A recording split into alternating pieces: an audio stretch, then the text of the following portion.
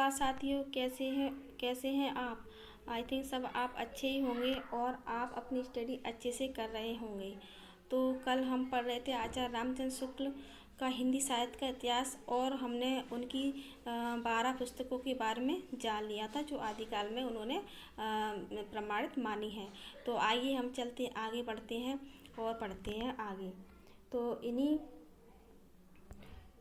इन्हीं 12 पुस्तकों की दृष्टि से, जिसका जिक्र मैंने पिछली वीडियो में कर दिया था, तो आदिकाल का लक्षण निरूपण और नामकरण हो सकता है।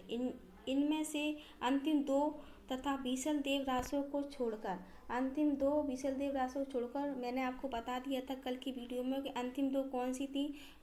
विद्यापति और अमीर खुसरो और बीसल देव रासो, जो कि आपको पता ही है कि ये श्रृंगारपरक रचना है। शेष वीर गाथात्मक है। तो शेष जो 9 बची तो वो वीर गाथात्मक रचना है।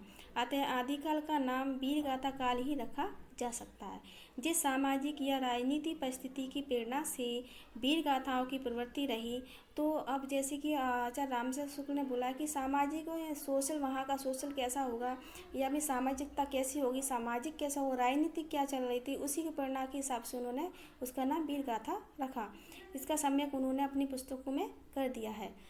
अब हम चलते हैं मिश्रबंधु के बारे में। तो मिश्रबंधु ने भी अपने आदिकाल में पुस्तकों को रखा है। तो उन्होंने 10 पुस्तकों को रखा है। तो 10 पुस्तकें कौन सी हैं, इसको आइए जानते हैं। तो 10 पुस्तकें हैं भागवत गीता, व्रत नवकार, वर्तमान, सम्मतसार, पतंजलि और अनन्य योग, जम्मू स्वामी रासा, रेवंतगिरी रासा, नेमुनाथ चौपई और उपदेश माला। तो इन्होंने ये 10 पुस्तकें रखी। अब इसके बारे में थोड़ा सा पढ़ते हैं। तो इनमें से नंबर 1 की रचना को तो उन्होंने पीछे की मानी है। पीछे की यानी कि कौन सी है, भागवत गीता। तो इन्होंने पीछे की रचना मानी है, जैसा कि इस भाषा में स्पष्ट है। पीछे की रचना, इसका कोई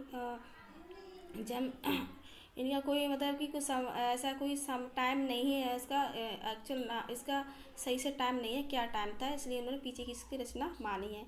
तो इसमें इसकी एक पंक्ति दी है, देही दिन कथा कीन मन लाही, हरि के नाम गीत चित आई, सुमरो गुरु गोविंद के पाऊँ, अगम अपार है जाकर नाऊ। तो जो वीर रस की पुरानी परिपाटी के अनुसार कहीं वर्णों का द्वत देखकर ही प्राकृत भाषा और कहीं चौपाई देकर अवधि या वेशवाड़ी समझते हैं। तो अब जैसे वीर रस में क्या है, द्विजवर्ण यानी कटे फटे मतलब कटे अक्षर या टा की आवृत्ति होती है, और चौपाई और अवधि वेशवाड़ी समझते हैं। तो जो भाव को थॉट और विचार को फीलिंग कहते हैं, और जो मतलब जो भाव को थॉट और विचार को फीलिंग कहते हैं, वे यदि उद्धत पदों को सम्मत 1000 या 500 की बताएं तो कोई आश्चर्य की बात नहीं है। तो जो आचार्य रामचंद्र उनके बारे में बोल रहे हैं, जो कि कहते हैं कि वीर रस में मतलब द्विजवर्ण ही आते हैं और चौपाई वेशवाड़ी भाषा समझते हैं उसकी, और तो वो 1000 या 500 भी बताए तो भी कोई आश्चर्य की बात नहीं है। पुस्तक की संबद्ध सूची पंक्ति का या गड़बड़ पाठ ही सावधान करने के लिए काफ़ी है। सहस सो संपूर्ण जाना। तो अब रही शेष 9 पुस्तकें, तो उनके बारे में पढ़ते हैं। तो 9 पुस्तकें शेष, अब रही 9 पुस्तकें शेष। उनमें से 2, 7, 9 और 10 ये क्या जैन धर्म की पुस्तकें हैं। तो ये जो 2, 7 और 9 ये जैन धर्म से निरूपण है, यानी जैन धर्म का जिससे जिक्र है। कौन सी है, 2, एक व्रत नववार और एक 7 जम्मू रासा, रेवंत रासा और नेमू चौपऊ। ये इन्होंने कैसी रचना बताई हैं, ये जैन धर्म से संबंधित रचनाएं बताई हैं। तो अब जो साहित्य कोटि में नहीं आती हैं, तो मैंने पिछली बार आपको बताया था, पिछली बार जो कल मैंने वीडियो बनाई थी उसमें, कि उन्होंने जैन धर्म को साहित्य कोटि में नहीं रखा है। नंबर 6 योग की जो अनन्य अक्षर है, वो योग की पुस्तक है, अनन्य योग। तो ये तो आपको पता ही है, अनन्य योग से भी योग का पता पड़ रहा है, तो योग की पुस्तक है। और नंबर 3 और 4 केवल नोटिस मात्र है, तो वो केवल नोटिस मात्र है, उसका कोई औचित्य नहीं माना आचार्य रामचंद्र शुक्ल ने, ऐसा बोल रहे हैं। उनमें से विषयों का कुछ ही विवरण नहीं है। इस प्रकार केवल 2 साहित्य पुस्तकें बची जो वर्णात्मक यानी डिस्क्रिप्ट है। जो वर्णात्मक पुस्तकें, वर्णात्मक यानी कि वर्णों के हिसाब से पुस्तकें रखी हुई हैं। एक में नंद के जौनार का वर्णन है, तो दूसरी में गुजरात के रेवंत पर्वत का वर्णन। दो पुस्तक हैं, उनमें क्या है, एक नंद के ज्वालार का वर्णन है और दूसरे में गुजरात के रेवंत पर्वत का वर्णन है। अतः इन पुस्तकों की नावली मेरे निश्चय में किसी प्रकार का अंतर जान नहीं पड़ता है। तो यदि ये भिन्न भिन्न प्रकार की 9 पुस्तकें साहित्य की भी होती तो मेरे नामकरण में कोई बाधा नहीं डाल सकती। तो रामचंद्र शुक्ल बोल रहे हैं कि अगर ये साहित्य की पुस्तकें भी होती तो उनके जो उन्होंने अपनी 12 पुस्तकें रखी उनमें उनके नामकरण में कोई बाधा नहीं डाल सकती थी ये पुस्तकें, क्योंकि मैंने तो 9 प्रसिद्ध वीर गाथा पुस्तकों का ही उल्लेख किया है। तो उन्होंने जो पुस्तकें जो उल्लेख किया है अपनी पुस्तकों 12 पुस्तकों का, वो बहुत प्रसिद्ध पुस्तकें हैं। तो और ये अज्ञात पुस्तकें हैं थोड़ी सी, तो उन पर इनका प्रभाव नहीं पड़ सकता, ऐसा रामचंद्र शुक्ल कह रहे हैं।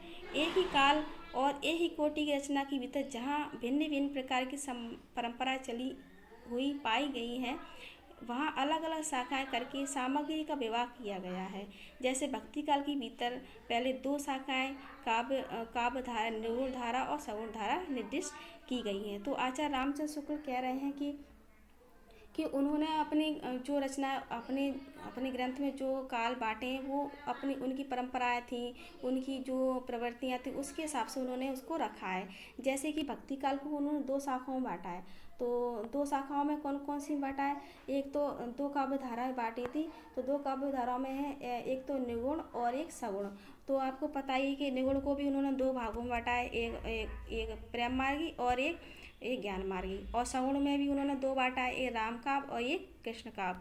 तो हम चलते हैं आगे, देखते हैं। फिर प्रत्येक धारा की 2-2 शाखाएं की हैं। तो उन्होंने फिर मैंने आपको बता दिया कि 2 शाखाएं की हैं।